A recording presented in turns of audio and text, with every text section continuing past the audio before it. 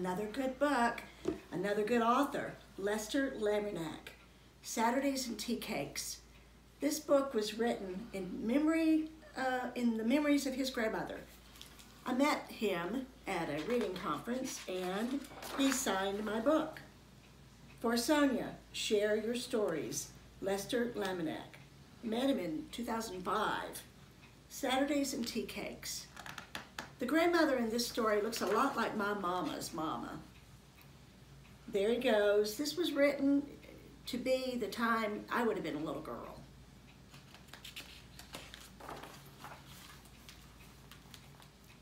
When I was 9 or 10 years old, I couldn't wait for Saturdays. Every Saturday I got up early, dressed, and rolled my bicycle out of the garage. There's his dog, too. Every Saturday I coasted down our long, steep drive, slowly, only enough to make the turn onto Thompson Street, then left onto Bell's Mill Road. Pedal, pedal, pedal, past Mrs. Colefield's house. Pedal, pedal, pedal, around the horse pasture and up the hill, past the cemetery where my grandfather was buried. Pedal, pedal, pedal, past Mrs. Grace Owens' house and up to Chandler's Phillips 66. So there he goes. Looks like his dog's going with him.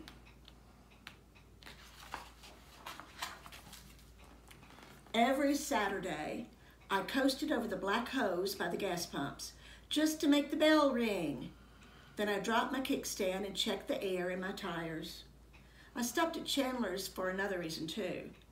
That's where I crossed the highway that ran right through the center of town.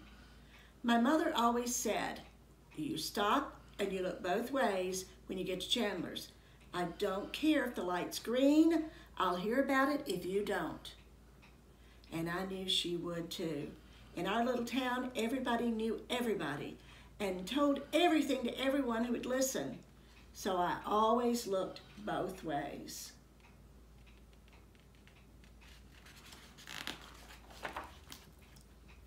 Pedal, pedal, pedal across Ross Street, then left for a slow coast down behind the Bank of Heflin, where I turned right onto Bedwell and whoosh, I zoomed downhill as fast as I dared. Pedal, pedal, pedal, up the next hill and left onto Almond Street. It was a long stretch to Mr. White's. I always stopped there to catch my breath in the shade of the old oak tree. One more small hill, pedal, pedal, pedal, and then a right onto Gaither Street.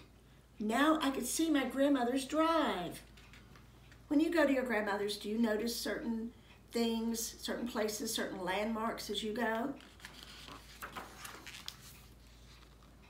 1, 2, 3, 4 driveways and one last turn to the left. This was where my tires gave up their humming on pavement and began the crunchy of gravel.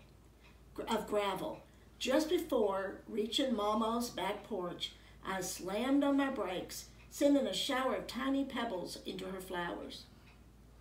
Every Saturday, Mama was there, sitting on her old pet metal glider, which crack, crack, crack, sipping a cup of red diamond coffee and waiting. She was waiting for me. No one else, just me. Look at her, drinking her red diamond coffee.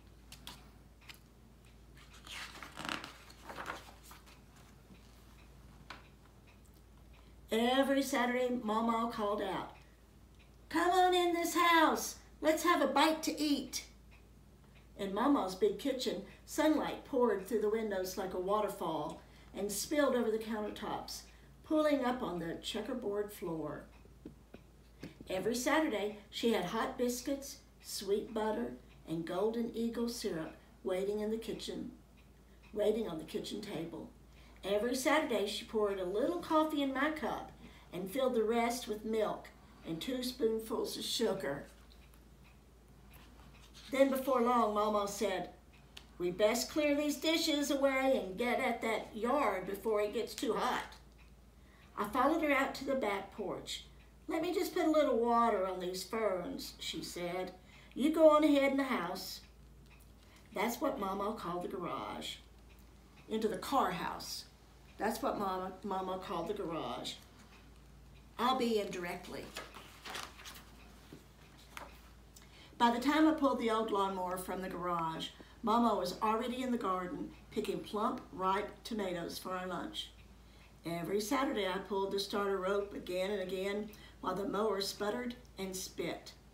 Finally, that old mower started, and I struggled to push it through the dew-wet grass, leaving row after row of fresh stripes on the lawn.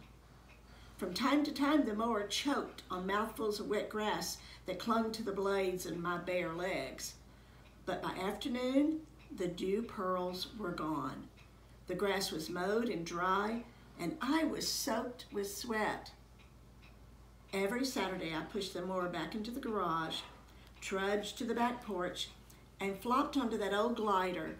Crick, crack, crick, crack. Mama soon appeared with a tall glass of sweet iced tea. "You just cool off and rest a spell. I'm going to make us a bite to eat." Before long, she came back with 2 big tomato sandwiches on hamburger buns. Every Saturday, I gobbled mine down like a hungry dog, but she nibbled on hers like a bird.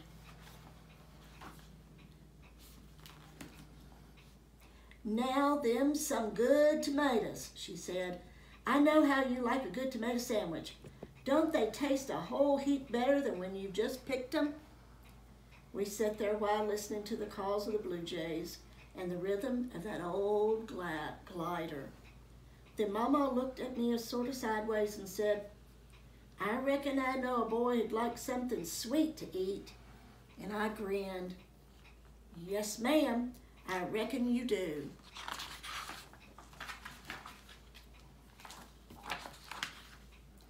"Come on in then," Mama said, heading toward the door. "Let's go in the kitchen and see if we can't make us a mess." Every Saturday she spread a cloth over the red countertop and scattered a fistful of flour across it, sending a cloud into the air, and then she set out a big bowl. Mama dipped a china teacup into the canister of flour, scooped out a cupful, and skimmed over the top with her finger. Then she dumped the flour into the bowl and added sugar from her black cookie jar. She let the mixture drift through her hands like I sifted sand at the beach. When it felt right, Mama said, "Look in the Frigidaire," that's what she called her refrigerator, "and find me 2 sticks of blue bonnet." I love this kitchen. And the cat, and the dog.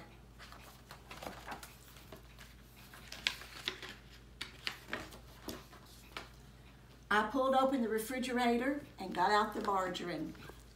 I unwrapped the sticks and dropped them into the bowl. I mixed and mashed and mixed and mashed until the ingredients disappeared into a paste. It was smooth and pale yellow and smelled like fresh cotton candy at the county fair. Mama pinched off a little to taste. "I expect we need a bit more sugar in this." She sprinkled sugar into the dough till it tasted just the way she thought it ought to. "Now you get me 3 eggs," she said. I tapped the first egg too hard, making it splatter onto the counter and down the side of the bowl. "I reckon we can call that one a half an egg," Mama said. "Here, let me show you how to do it. Just top them easy like this and pull the shell apart over the bowl like this.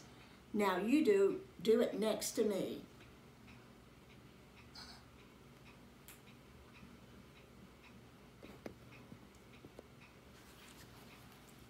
Oh, I do love his face. Look at his face.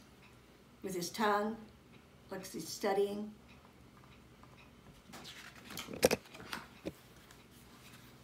It was hard work blending those eggs into the mix with a long wooden spoon. Mama pinched another taste. "My goodness, buddy, we didn't put vanilla in here. Reach up in that cabinet and get me a dozen. Get me down the bottle of vanilla flavor." When the dough tasted just right. Mama rolled it out on a flour-dusted cloth. Then I cut the tea cakes with the rim of an old tin can. We carefully lifted the circles onto the cookie sheet and put them in the oven to bake, 375 degrees for 15 minutes.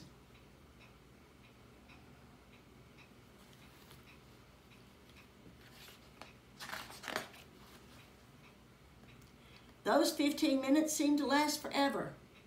Are they ready, Mama? Not yet, buddy. Are they ready now, Mama? Not yet, buddy. Let's give them a little longer. Are they ready yet, Mama? I reckon they might be. She opened the oven door and the kitchen filled with a smell sweeter than summer gardenias, the smell of tea cakes. Every Saturday I reached for one still steaming from the baking sheet. You better wait, buddy.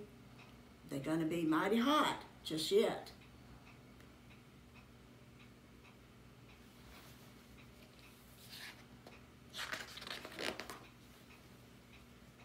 We waited until the tea cakes were cool enough to lift from the baking sheet. Then we set them off on a plate. Every Saturday I ate one and then another, and I looked at Mama. Is that all you want, buddy? You be sure to eat all you want. We made them tea cakes just for you. When I had eaten all I could, she set a few off on a saucer for herself and put the rest on a big sheet of aluminum foil. She folded the edges into a little handle on the top. Now you put these out there in your bicycle basket so you won't forget them.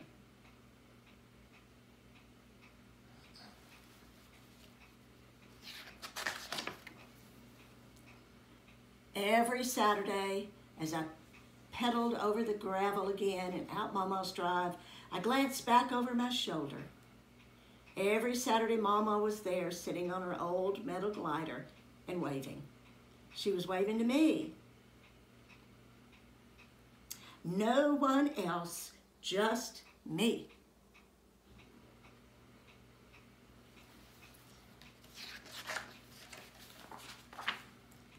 Don't worry, Mama. I won't ever forget. Good story, huh? Hope you enjoyed it.